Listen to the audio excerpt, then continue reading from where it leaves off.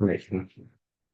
As the provisional psychologist, I'm facing a dilemma in respecting Nathan's worldview by providing a culturally appropriate assessment which is consistent with standard A11 APS code versus avoiding harm by staying within professional competence, as outlined in standard B12. To work this through, I've drawn APS code of ethics, especially the principles of respect and propriety. The APS ethical guidelines for working to ensure interest harm to people, the SUB framework, and NT legislation on culturally safe care. Under the principle of respect, standard A11 of the code, it is unethical to disregard a client's cultural context. As psychologists must respect their rights and avoid discrimination.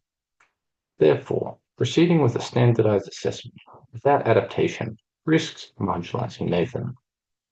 Bludgeon and colleagues support this, noting that discomfort with ticking boxes may reflect past harm and systemic mistrust.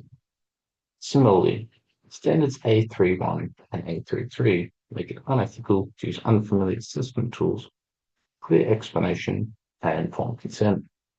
The APS guideline section 2.1 reinforces to focus on shared decision making, meaning I must involve Nathan in shaping the assessment process.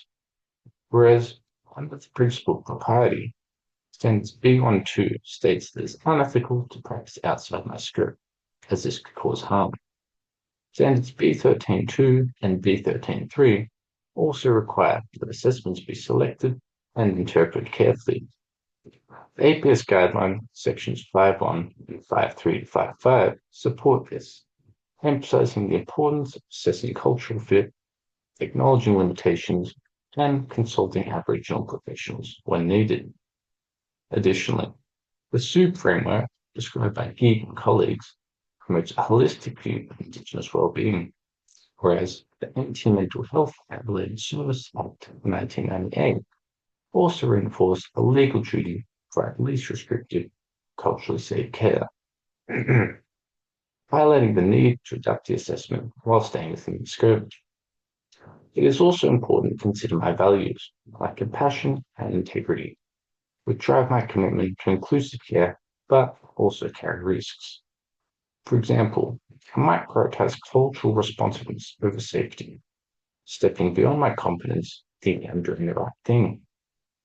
Bennett Levy and colleagues warn these well-intentioned impulses can distort judgment in cross-cultural work. In terms of rights and vulnerabilities, Nathan has a right to culturally respectful care and collaborative involvement in the assessment process.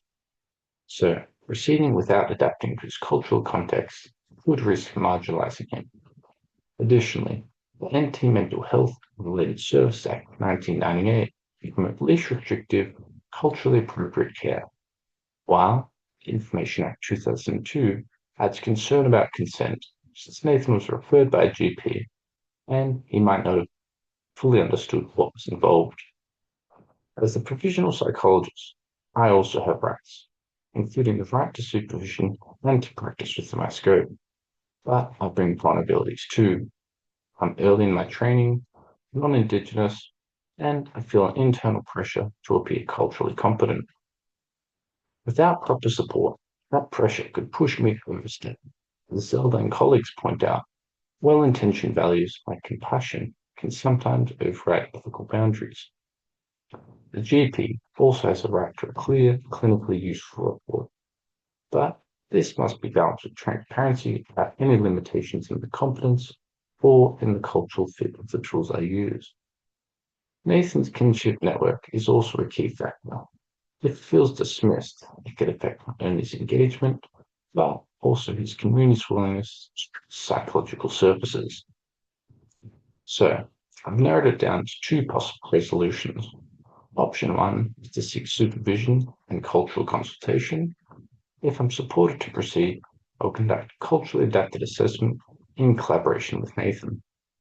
Option two is to refer to Nathan to a culturally competent psychologist if, through supervision and reflection, I determine I'm not ready to proceed ethically. In weighing the consequences of each option, option one supports Nathan's rights to culturally safe care and aligns with respect and the APS guidelines, which emphasize dignity and shared decision making. It also reflects propriety, which helps me stay within my scope while building confidence.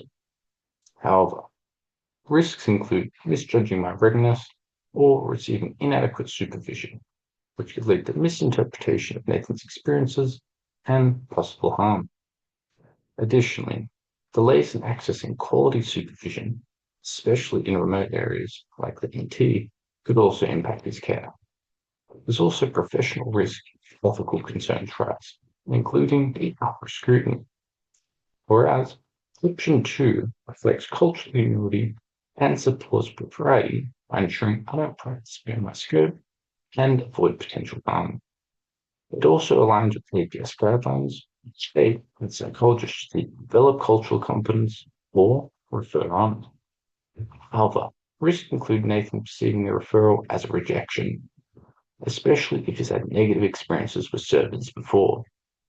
Also, access may be limited in rural areas, which could delay his care. After weighing the risks and benefits, I would choose option 1. Rather than assuming cultural competence, I would consult with a culturally experienced supervisor where appropriate, seek input from Aboriginal professionals or community members. I would also assess the cultural fit of any tools used and adapted them as needed.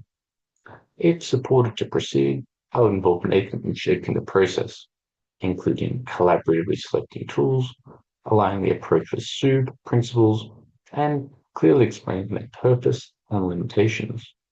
If I'm not supported to proceed, I revisit the option of referral in a transparent and respectful way. This approach allows me to uphold Nathan's well-being and dignity while recognizing the limits of my training.